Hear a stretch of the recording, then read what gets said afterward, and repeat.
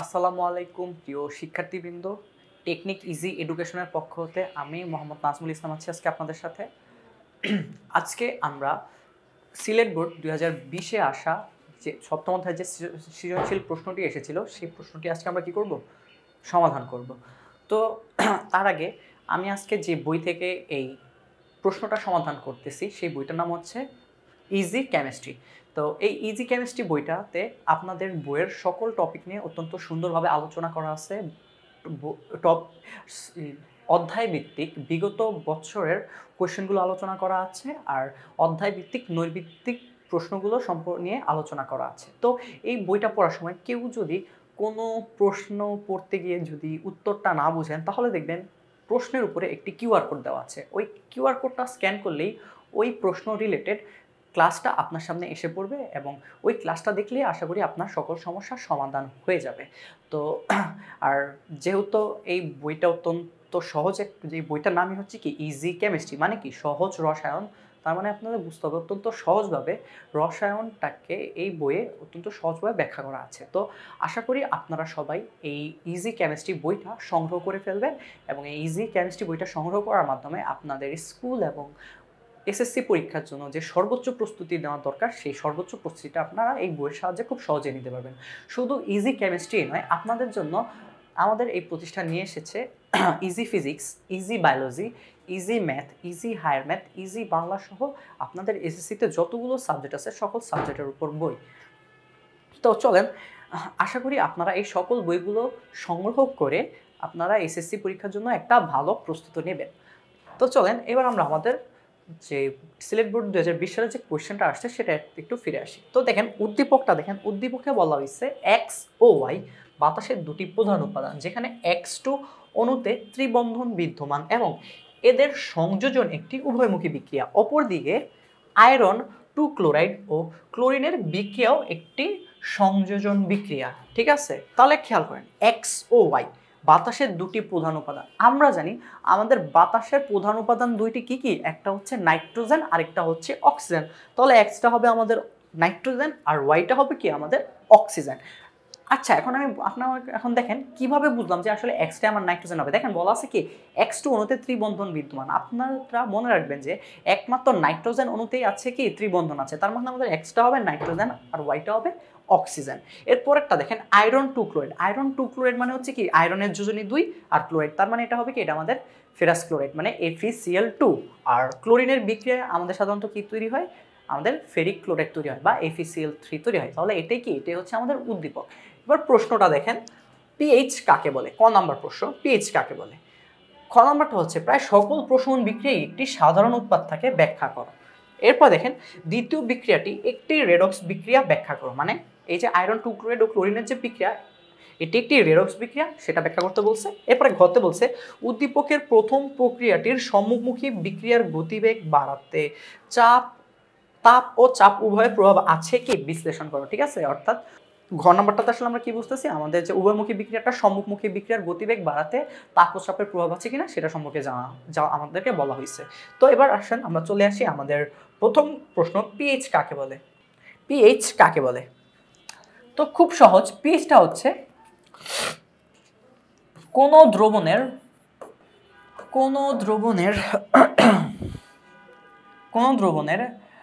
Hydrogen ion, কোন দ্রবণের hydrogen ion ব্র্যাকেটে H+, হাইড্রোজেন আয়নের এখানে আমি এটা তাহলে কেটে দিই। হাইড্রোজেন আয়নের মোলার ঘনমাত্রার ঋণাত্মক লগারিদমকে পিএইচ বলা হয়। মোলার ঘনমাত্রার ঋণাত্মক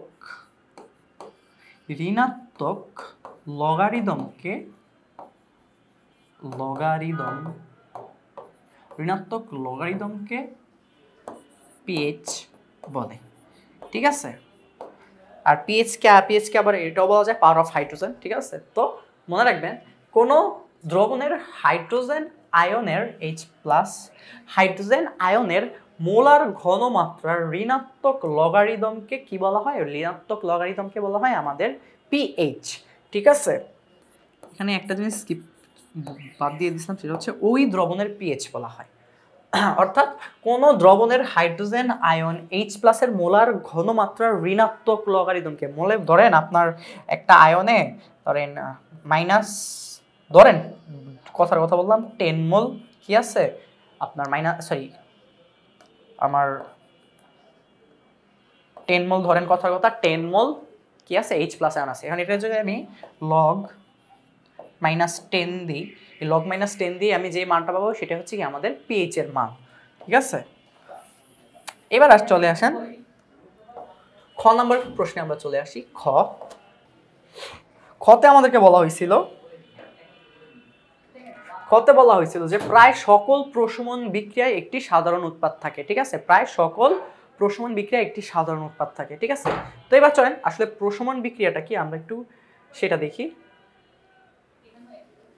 প্রশমন বিক্রিয়া, ঠিক আছে, প্রশমন বিক্রিয়াটাকে বলে যে রাসায়নিক বিক্রিয়ায় অ্যাসিড ও ক্ষার বিক্রিয়া করে পানি, আগে হবে লবণটা আগে দিব আমরা, বিক্রিয়া করে লবণ ও পানি তৈরি করে সেই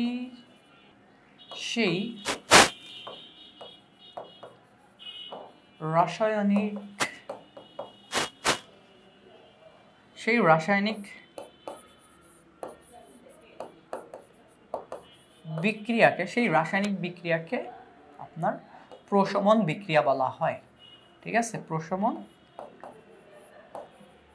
বিক্রিয়া বলা হয়। এবার একটা জিনিস খেয়াল করেন,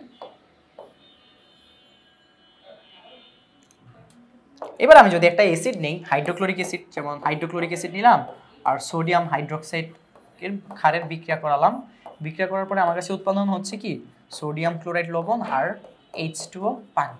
ঠিক আছে, আর মূলত এইখানে আমার এইচটা হচ্ছে কি প্লাস অবস্থায় আছে, সিএলটা মাইনাস অবস্থায় আছে, সোডিয়ামটা আছে কি প্লাস অবস্থায়, ওএইচটা আছে মাইনাস অবস্থায়। ঠিক আছে, তো মূলত আমার এই H+ আর OH- যখন মূলত H+ আর OH- বিক্রিয়া করে কি করে পানি উৎপাদন করে। ঠিক আছে, আর এই পানি উৎপাদনের বিক্রিয়াটাকে আমরা সাধারণত বলে থাকি প্রশমন বিক্রিয়া। আর যেহেতু আমাদের এই H+ আর OH- বিক্রিয়া করে কি করতেছে পানি উৎপাদন করতেছে, তাই প্রায় সকল প্রশমন বিক্রিয়াতেই দেখা যায় কি কমন উৎপাদ হিসেবে পানি উৎপাদিত হয় আর একটা লবণ পাওয়া যায়। তাহলে মনে রাখেন প্রায় সকল প্রশমন বিক্রিয়ার একমাত্র সাধারণ উপাদানটা হচ্ছে কি পানি। ঠিক আছে, এবার চলে যাই আমরা আমাদের ঘ নাম্বার কোশ্চেনটাতে। আমাদের ঘ নাম্বার কোশ্চেনটা কি ছিল? আমাদের ঘ নাম্বার কোশ্চেনটা ছিল যে দ্বিতীয় বিক্রিয়াটি একটি রেডক্স বিক্রিয়া। তাহলে চলেন আমরা দ্বিতীয় বিক্রিয়াটা লিখে ফেলি। দ্বিতীয় বিক্রিয়াটা ছিল আমার FeCl2 plus Cl2 two FeCl3। ঠিক আছে, তো আমাকে প্রমাণ করতে বলছে কি আমাকে প্রমাণ করতে বলছে যে আসলে যে বিক্রিয়াটা রেডক্স বিক্রিয়া সেটা আমাদেরকে ব্যাখ্যা করতে বলা হয়েছে, ব্যাখ্যা করে জানাতে বলা হয়েছে। তো এইখানে দেখেন আয়রনের জারণ মান হচ্ছে +2, ক্লোরিনের জারণ মান এখানে 0, কিন্তু এখানে ক্লোরিনের জারণ মানটা কি এখানে আয়রনের জারণ মানটা হচ্ছে +3 আর এখানে ক্লোরিনের জারণ মান -1। তাহলে দেখেন এখানে ক্লোরিন ছিল 0 কিন্তু এখানে হয়ে গেছে কি -1। আবার এখানে আমার আয়রনের জারণ মান ছিল +2, এখানে হয়ে গেছে +3। তার মানে আমার এখানে জারণ মান পরিবর্তন হয়েছে। আর আমরা জানি কি জারণ মান পরিবর্তন হলেই কি সেখানে জারণ বিজারণ বিক্রিয়া সম্পন্ন হয়েছে। ঠিক আছে, আর জারণ মান পরিবর্তন মানে ইলেকট্রনের আদান প্রদান। তো যে বিক্রিয়ায়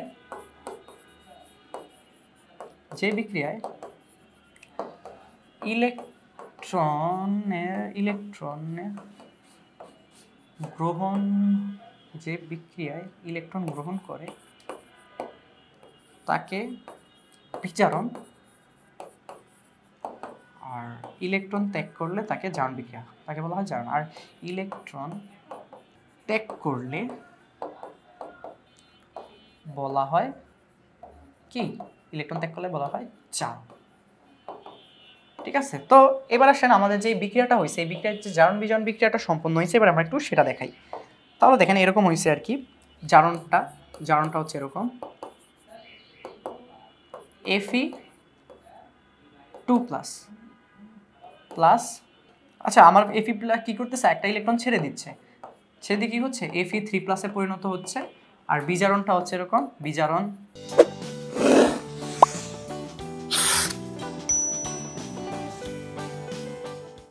এবার Cl2 কি করতেছে, Cl2 এই দুইটা ইলেকট্রন গ্রহণ করতেছে, দুইটা ইলেকট্রন গ্রহণ করে কি করতেছে 2Cl- আয়নে পরিণত হচ্ছে। ঠিক আছে, এটাকে যদি আমি দিই 1 নম্বর সমীকরণ, এটাকে যদি দিই আমি 2 নম্বর সমীকরণ, এবার আমি যদি 1 আর 2 সমীকরণকে একসাথে লিখি, অর্থাৎ 1 ও 2 থেকে পাই, লিখি 1 ও 2 থেকে পাই 2 FeCl2 মাইনাস 2E মাইনাস উৎপাদন হবে কি আমার 2 Fe3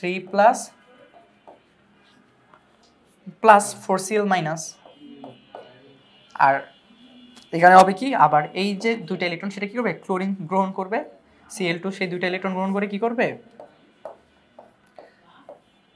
2Cl- আয়নে পরিণত হবে। ঠিক আছে, এরপর যদি আমি সম্পূর্ণ বিক্রিয়াটা একসাথে লিখি, লিখলে কি হবে 2 FeCl2 প্লাস Cl2, আমার উৎপাদন হচ্ছে কি Fe2 FeCl3। ঠিক আছে, এটাই হচ্ছে আমার বিক্রিয়া। তাহলে দেখতেছি কি আমাদের যেহেতু এই বিক্রিয়ায় ইলেকট্রনের আদান প্রদান হচ্ছে, তাহলে আমাদের এই বিক্রিয়াটা কি, আমাদের এই বিক্রিয়াটা হচ্ছে একটা জারণ বিজারণ বিক্রিয়া। কারণ কি ইলেকট্রনের আদান প্রদান হচ্ছে, আর ইলেকট্রনের আদান প্রদান না হলে তো আমরা জারণ বিজারণ বলতে পারতাম না। যেহেতু এখানে ইলেকট্রনের আদান প্রদান হচ্ছে, তাহলে এই বিক্রিয়াটা হবে কি আমাদের একটা জারণ বিজারণ বিক্রিয়া। ঠিক আছে, এবার চলে যাই আমরা আমাদের ঘ নম্বর যে কোশ্চেনটা আছে সেটাতে। আমাদের ঘ নম্বর কোশ্চেনটা ছিল যে দেখেন উদ্দীপকের প্রথম প্রক্রিয়াটার সম্মুখমুখী বিক্রিয়ার গতিবেগ বাড়াতে তাপ ও চাপ উভয় প্রভাবাজি কি ব্যাখ্যা করা। এখন আমাদের উদ্দীপকে বলছে কি এক্স ও ওয়াই এদের সংযোজন একটা উভয়মুখী বিক্রিয়া। তো চলেন আমরা আগে লেখা ফেলি। উদ্দীপকের আগে আমরা আইডেন্টিফাই করি, উদ্দীপকের এক্স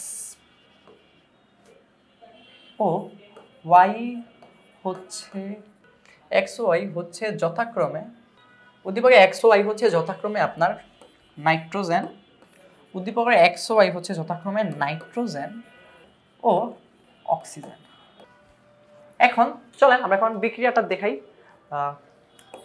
N2 প্লাস O2 কি করে, তারা যখন বিক্রিয়া করে তৈরি করে কি 2NO, আর তাদের বিক্রিয়ার সময় কি হয় 180 কিলোজুল তাপ শক্তি শোষিত হয়। ঠিক আছে, তাহলে তাদের মধ্যবর্তী যে বিক্রিয়াটা সেই বিক্রিয়াটা হচ্ছে কি একটা তাপহারী বিক্রিয়া, অর্থাৎ এই N2 আর O2 এর মধ্যবর্তী যে বিক্রিয়াটা সেটা হচ্ছে একটা তাপহারী বিক্রিয়া। আচ্ছা আমি এখানে একটা জিনিস স্কিপ করে গেছি, সেটা হচ্ছে এরকম হবে 100 একটু নিচে লিখি, delta H is equal to 180 kilojoule per mole. ঠিক আছে, এবার দেখেন আমাদের উভয়মুখী বিক্রিয়া হচ্ছে, আর আমরা তাপের মানটাও পেয়ে গেছি। এখন আমাদেরকে বলা হয়েছে এই বিক্রিয়াটার সম্মুখমুখী বিক্রিয়া, অর্থাৎ নাইট্রোজেন আর অক্সিজেনের মধ্যবর্তী বিক্রিয়াটা আমরা কিভাবে বাড়াবো বা তাপ ও চাপ প্রয়োগ করে কিভাবে বাড়াবো সেটাই জানতে চাওয়া হয়েছে। এই যে কোশ্চেনটাই দেখেন যে এই উদ্দীপকের প্রথম প্রক্রিয়াটির সম্মুখমুখী বিক্রিয়ার গতিবেগ বাড়াতে তাপ ও চাপের উভয় প্রভাব আছে কি, এটা আমাদের কাছে জানতে চাওয়া হয়েছে।